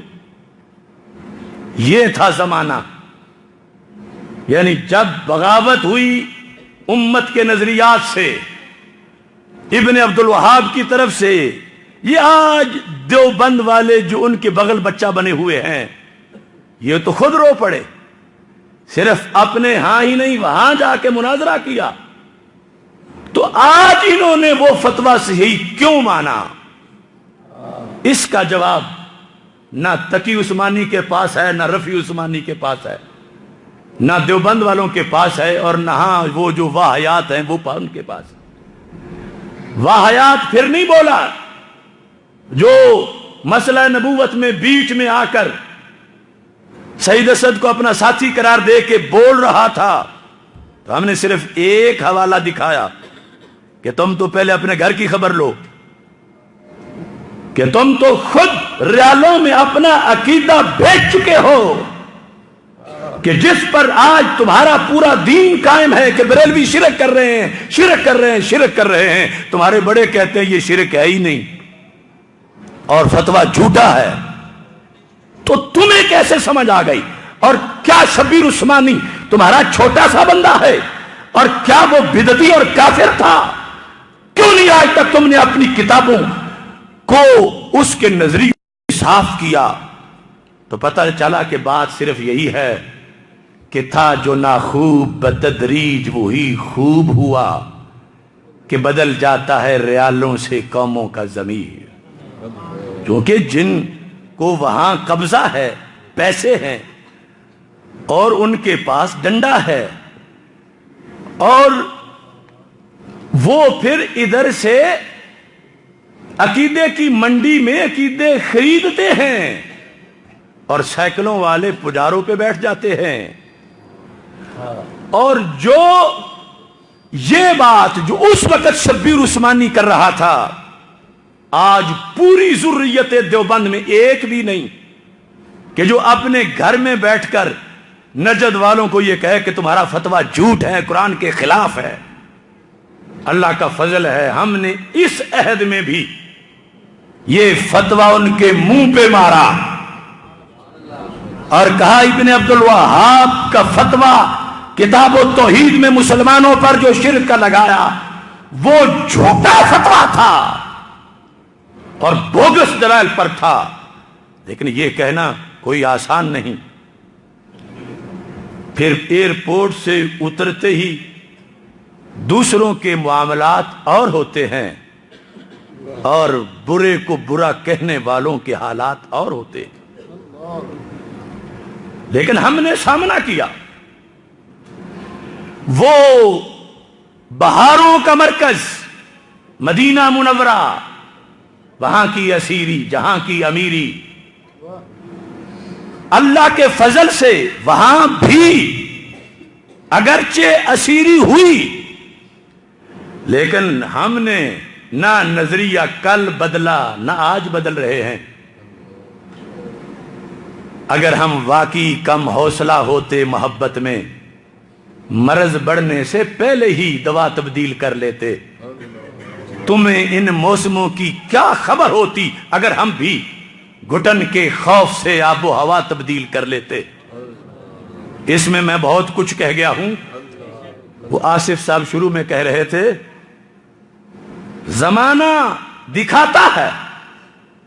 کبھی ہم سے جھگڑے تھے، ہم نے اگر مارچ کیا ہے داتا صاحب سے تو دوسروں نے کہا نہیں نہیں ہم نے بھی اسی وقت رکھنا ہے. لیکن اب 4 اور 3 جنوری کہاں گئی وہ قوم؟ کہاں گیا ان کا عشق رسول علیہ السلام؟ کس کے ہاتھ میں ہے ان کا ریموٹ کنٹرول؟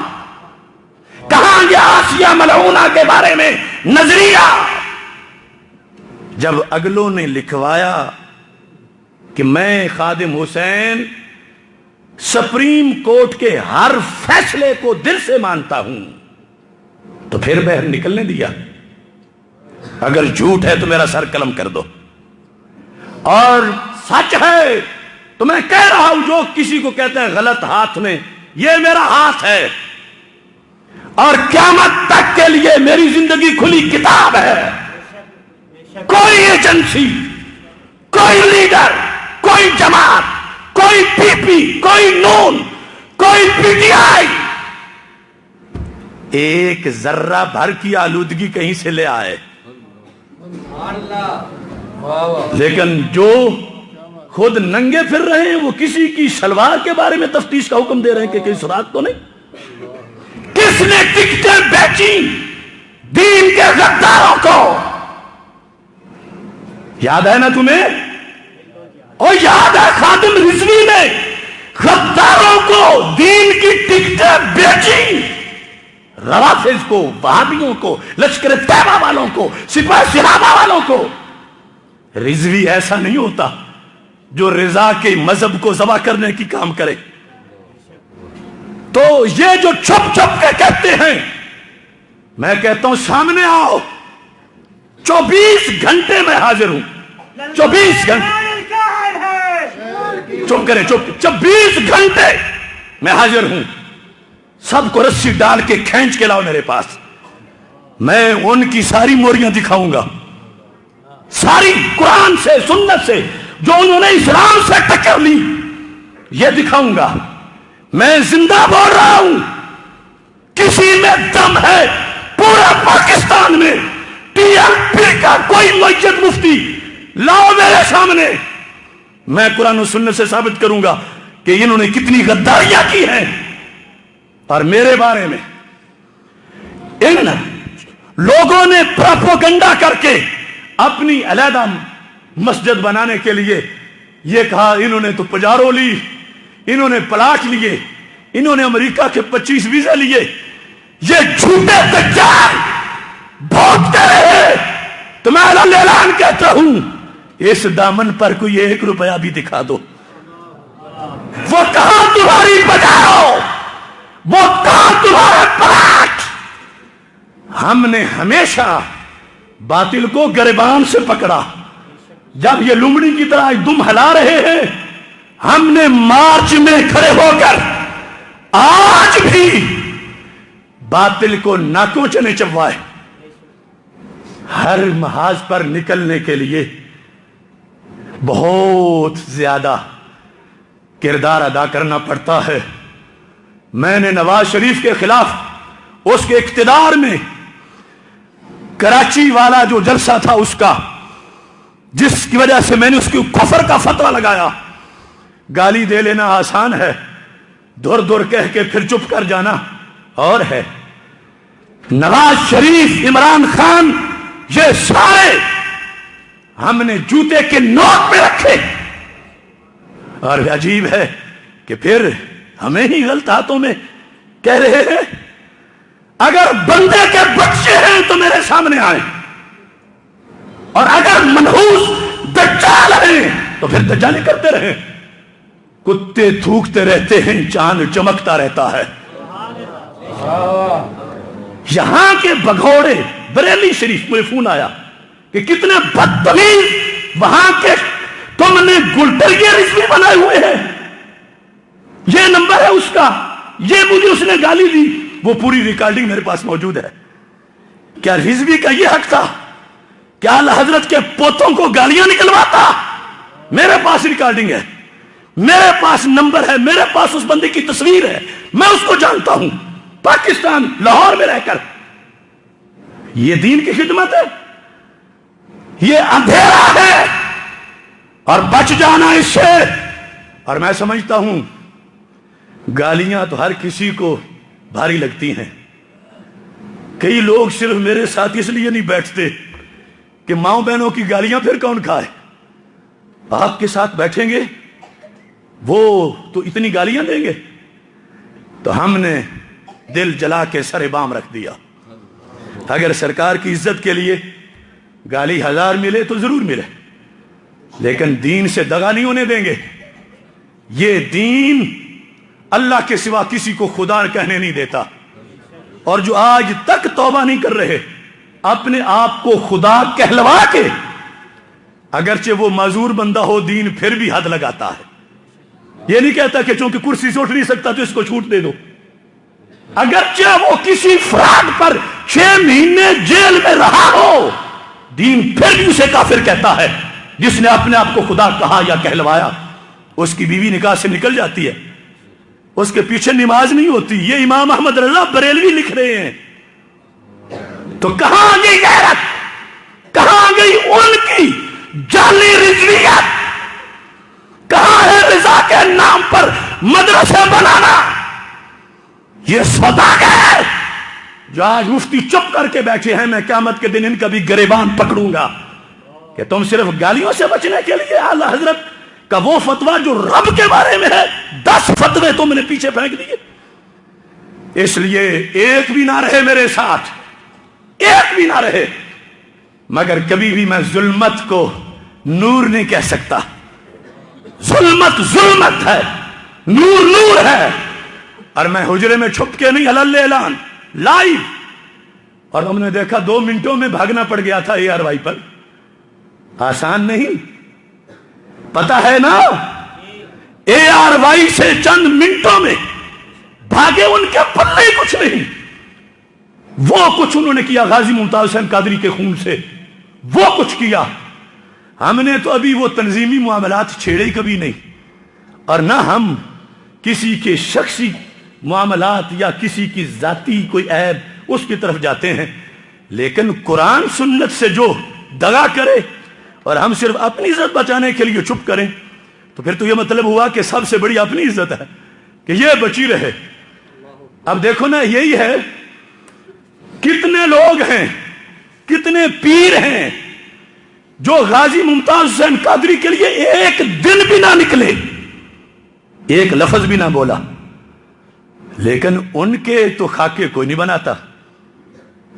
अगर गाजी साहब की वजह से कोई खाके बन रहे हैं किसी के, تو پھر تو جس نے 13 گھنٹے کی تقریر کی تھی اس کے بنتے، جس نے غازی کو قاتل کہا تھا، پھر وہ پیر پنڈی والے ان کے بنتے، پھر یہ لیڈر جو سارے اس وقت کربلا وقت میں ہمیں تنہا چھوڑ گئے ان کے بنتے، لیکن ان میں سے تو کسی کے نہیں بنتے۔ بنتے ہیں تو پھر ہمارے بنتے ہیں، اور ہم نے ہی ان کو چلنا سکھایا تھا، ہم نے ہی ان کو بولنا سکھایا تھا، ہم نے ہی جبر کے دنوں میں ان کو کمادوں سے نکال کے صراط مستقیم پہ چلایا تھا۔ میں زندہ بیٹھ کے کہہ رہا ہوں، ڈیٹ معلوم ہے، وقت معلوم ہے۔ کمادوں میں لٹنے والے امیر المجاہدین کس بیس پر آج دوسروں کو بزدلی کے تانے دے رہے ہیں؟ میں گیا تھا اس وقت عنایت الحق شاہ کے مدرسہ میں جلسے پر، میں پہنچا تھا، یہ دونوں نہیں پہنچے تھے۔ اگلی رات جا کے 24 گھنٹے کے بعد پھر ان کی بہادری نے آنکھ کھولی تھی۔ کیا کیا یہ امت کے ساتھ دروغ کر رہے؟ لہذا یہ جو کہتے ہیں نا کان بند کر لو کسی کی نہ سنو، یہ شیطان کا جملہ ہے کہ قرآن بھی نہ سنو، حدیث بھی نہ سنو، اور تم سنو اور ان کا گریبان پکڑو کہ رضا کے نام پہ کھانے والوں بتاؤ فتاوی رضویہ کو کیوں پھینک دیا ہے تم نے؟ کیوں تم نے غیروں کے جنازوں کے لیے مہمیں چلائیں جنہیں اعلیٰ حضرت کافر لکھ رہے تھے؟ کیوں تم نے ان کو ختم نبوت کا چیمپئن کہا جن کو اعلیٰ حضرت ختم نبوت کا چور کہہ رہے تھے؟ تو فرق تھوڑا تو نہیں؟ اور ایسے ہی گزارا نہیں ہوگا کہ وہ ایسے ہی دبائے رکھیں اور امت کو گمراہ کرے۔ نہیں، ہم ننگا کریں گے، مزید کریں گے، اور دین کے لیے اگر روزانہ ہم نے کسی کو دلیلوں سے روندنا ہوتا ہے، یہ جس کا نام لے رہے تھے ابھی کہ جس کے بارے میں کہا گیا کہ اس کا جواب دو، میں لائیو تم سب کو یہ اعلان کر رہا ہوں کہ دنیا کا کوئی کمینہ، کوئی اسلام دشمن، کوئی ناموس رسالت کا غدار، کوئی باقی جو سرکار کے خلاف دلیلیں دیتا پھر رہا ہے، اس کا آپریشن کرنا اس رضوی کا کام ہے۔ تم صرف اس کی فائل میرے پاس پہنچاؤ، اس نے یہ کہا، یہ اس کی کیسٹ ہے، یہ اس کا آڈیو ثبوت ہے، اللہ کے فضل سے میں کروں گا آپریشن۔ وہ مرزا جیلمی نام کسی اور کا لے رہا تھا کہ آپریشن کرو، جواب دو، اعلی حضرت کا جواب اعلی حضرت کا کھا کھا کے وقت آنے پہ کہتا نہیں میں نہیں رضوی، میں نہیں رضوی، میں نہیں رضوی، یعنی نہ دینا جواب، یہی مطلب ہے نا۔ تو ہم نے کہا ہم جلالی بعد میں ہے، رضوی پہلے ہے، اور امام احمد رضا کی فکر سے دغا نہیں ہونے دیں گے۔ ہم نے بڑوں بڑوں کو، یہ تو اڑنے کے قابل نہیں، بڑوں بڑوں کو جو شیخ الاسلام بننے کے گھمنڈ میں تھے، ہم نے ان کو نیچے مال روڈ پہ اتارا۔ مجھے کہتے تھے تمہارے پاس تو سائیکل نہیں اور وہ جہازوں پہ چلتا ہے۔ اس جہازوں پہ اڑنے والوں کو جب اس نے غداری کی تو ہم نے زمین پہ اتارا، لہذا غدار کو معافی نہیں۔ خواہ کوئی قادری اپنے آپ کو کہلا کے غداری کرے، اس کا بھی آپریشن ہوگا، پہلے وقت دیا جائے گا اصلاح کا، یا کوئی رضوی کہہ کے اپنے آپ کو اس طرح کرے، اس کا بھی آپریشن ضرور ہے، اور ہم نے بہت ٹائم دیا، ان کو بہت وقت دیا ہے۔ اور مجھے پتہ نہیں کہ یہ کیا ایمان ہے ان لوگوں کا۔ مثلا جامعہ نظامیہ رضویہ ہے، میں کسی کی بے ادبی نہیں کروں گا، مفتی اعظم کا دیس ہے، بڑے احسانات ہیں ان کے، لیکن کیا آج ان میں سے کسی بندے کو اعلی حضرت کا فتویٰ پڑھنا یاد نہیں آ رہا؟ کیوں نہیں بول رہے؟ اپنا تقدس بچانے کے لیے کہ ہمیں گالیاں دیں گے اس کے لونڈے تو کیا بنے گا؟ تو پھر کلمہ تم نے اس کا پڑھا؟ نعیمیہ والے، نظامیہ والے، آنکھیں کھولو اور مذہب کے ساتھ کھلواڑ کرنے والوں کا حشر کرو۔ میں سیالکوٹ میں تقریر کر رہا تھا، ایک مفتی صاحب بیرون ملک سے آئے، کہتے ہیں کہ تم انہیں پتہ نہیں کہ یہاں کیا ہو رہا ہے، کہ بڑا اچھا ہے، لبیک والے اتحاد کر لو۔ میں نے کہا ہاں، بندہ تو بندے سے کر لیتا ہے، اور جب دوسری طرف کوئی خدا بن بیٹھا ہو تو پھر اس سے اللہ کے مقابلے میں ایک دوسرا خدا بنا ہوا ہو پہلے تو اسے بندہ بنانا پڑے گا، پہلے بندہ بنانا پڑے گا۔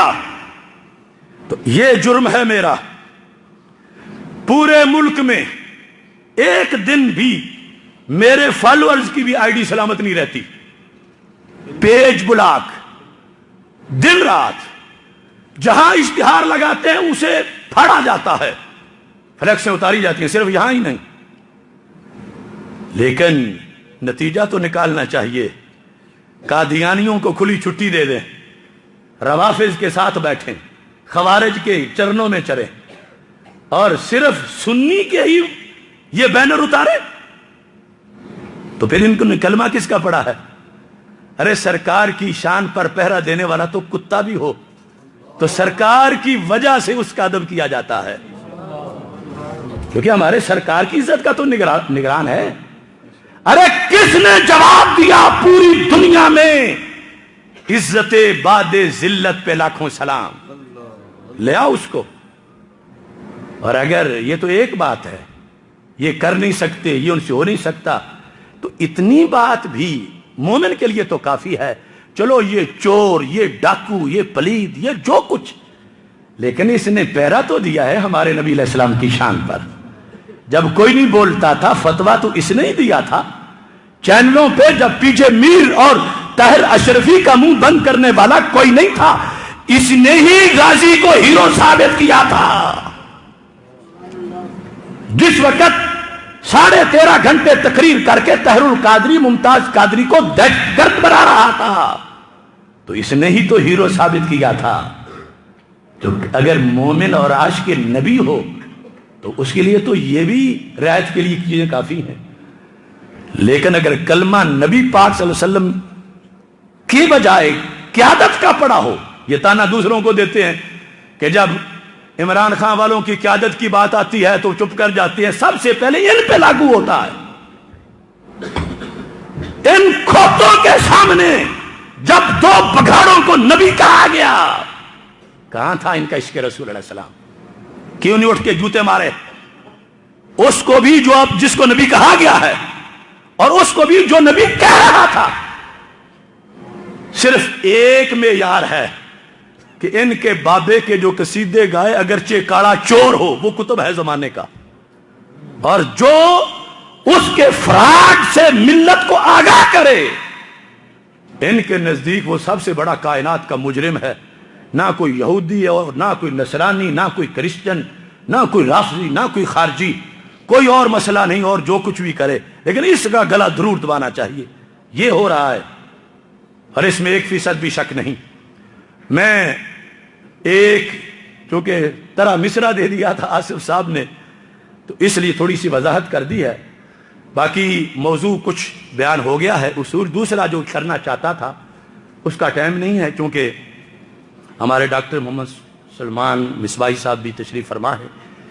شکر ہے یہ بیٹھ گئے ہیں کہ گالی سے ڈرے نہیں کہ یہ FIR کٹی ہوگی کہ ان کے سٹیج پہ تم سامنے نظر آئے، لہذا 10 توپیں ٹنا ٹن گاڑیوں کی تمہارے نام، پھر کتوں کی تصویروں کے اوپر تصویریں لگا کے۔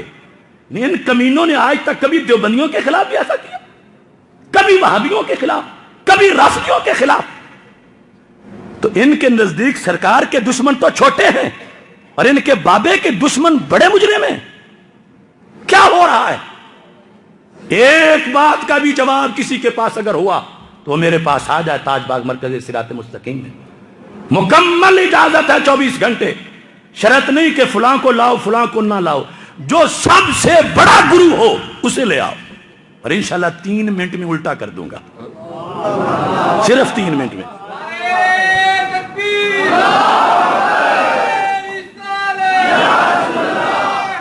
بات ختم کر رہا ہوں، پھر کہتے ہیں جی حسد کرتے ہیں، حسد کرتے ہیں۔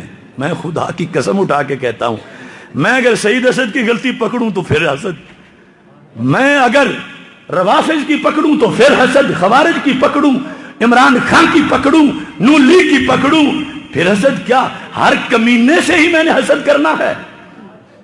وہ مکھی جو گندگی پہ بیٹھی ہو اس سے بلا حسد کون کرے؟ حسد تو کسی بلبل سے کوئی رشک کرے جو پھولوں پہ بیٹھی ہو۔ انشاءاللہ 18 جنوری کو ایوان اقبال میں ایک بڑا تاریخی، بہت تاریخی، پوری ملت کا دھارا بدلنے کے لیے جو بہت بڑے حملے ہو رہے ہیں اہل سنت پہ، اس کے جواب کے لیے اعتقادی طور پر محبت اہل بیت رضی اللہ تعالیٰ عنہ کانفرنس انشاءاللہ ایوان اقبال میں نماز مغرب کے بعد 18 فروری کو انعقاد پذیر ہوگی. آپ سب کو شرکت کی دعوت ہے. وآخر دعوایا ان الحمد للہ رب العالمین.